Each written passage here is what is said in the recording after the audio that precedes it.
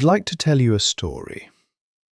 20 years ago, I bought something I was convinced would make my life better. It wasn't a house. It wasn't a new car.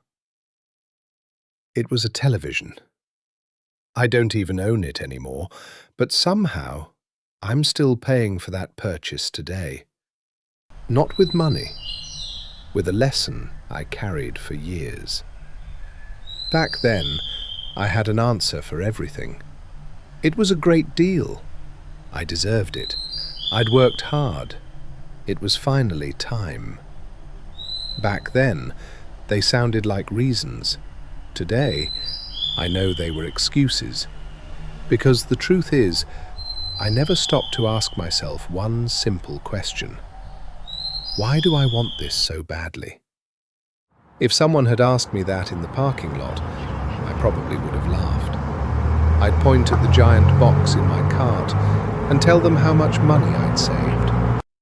Funny how we love talking about the discount, but almost never about the reason we're buying something. I thought I was buying a better television. Looking back, I wasn't buying a television at all. I just didn't know it yet. It all started at my neighbour's house. He invited a few of us over to watch a football game. Nothing fancy, a couple of burgers on the grill, cold drinks, too many people talking over the television. A pretty normal Saturday. The funny part is, I barely remember who won that game. What I do remember is walking into his living room and seeing that enormous television hanging on the wall. It looked incredible. The picture was sharp.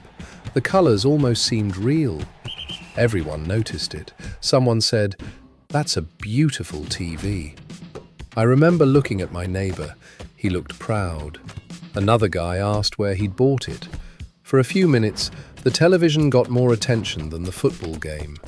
I smiled, said something nice about it, and didn't think much of it. Or at least, that's what I told myself. Driving home later that evening, I kept picturing that television. Not the game, not the food, not the conversations, just the television. When I walked into my own living room, I looked at the TV I'd owned for years. It had worked perfectly that morning. The picture was still clear. The remote still worked. Nothing about it had changed. But somehow, it didn't look good enough anymore. That's the strange thing about comparison. Sometimes, nothing in your life changes, only the way you look at it. And once that happens, it's surprisingly hard to unsee. For the next few days, something strange happened. Every time I turned on my television, I noticed things I'd never noticed before. The screen suddenly felt smaller. The colours didn't seem as bright. Even the sound bothered me. The funny part was, none of those things had changed. Only I had. That's what comparison does. It quietly rewrites your standards without ever asking for permission.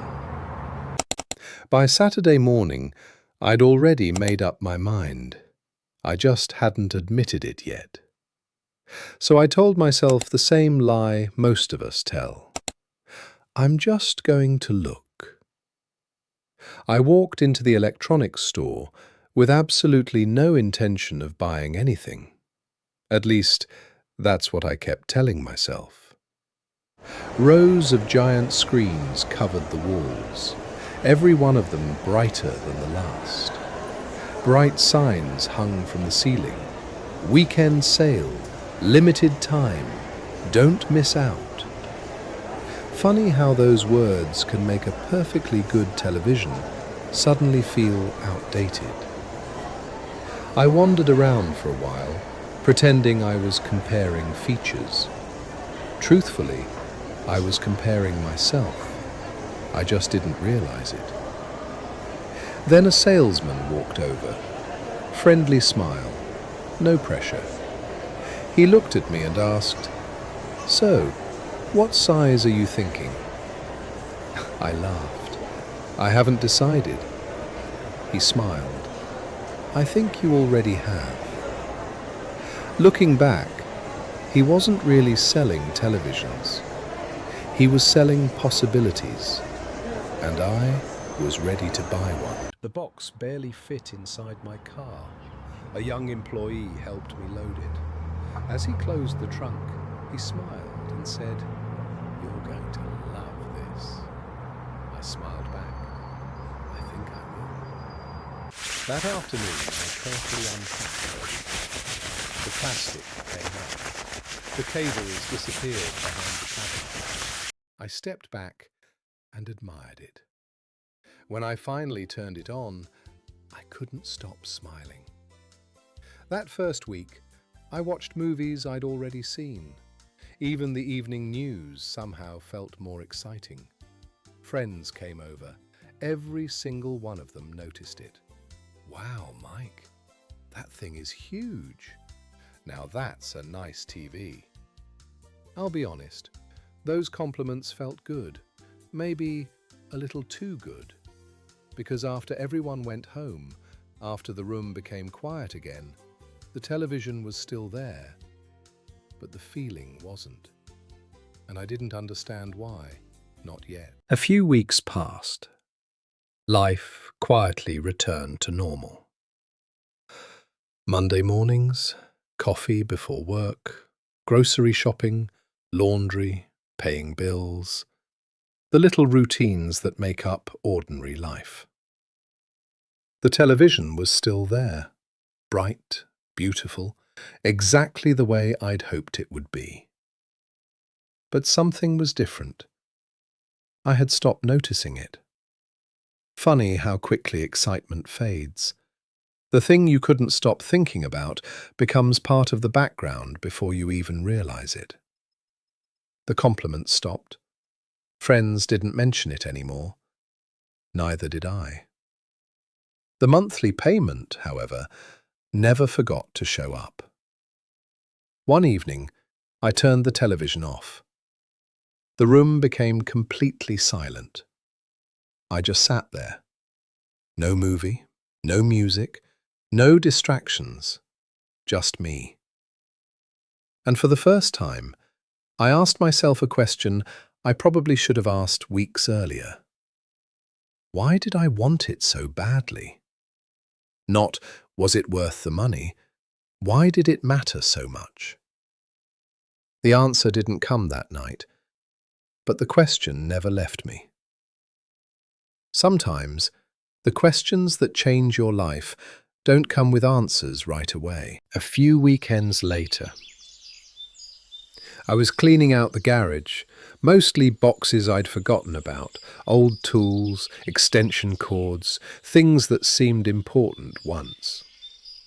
At the bottom of one dusty box, I found a photo album. I sat down on the floor and started turning the pages. There we were, my wife and me, our first apartment. The furniture didn't match, the kitchen was tiny, the couch had seen better days, and the television, well, let's just say nobody would have been impressed. I smiled, not because of the television, because of our faces. We looked genuinely happy. Not perfect, not wealthy, just happy. I must have stared at that picture for 10 minutes. That's when it finally made sense. I hadn't bought that television because I loved football.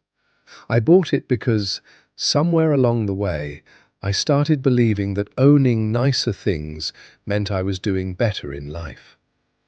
Somewhere, I had confused looking successful with feeling successful.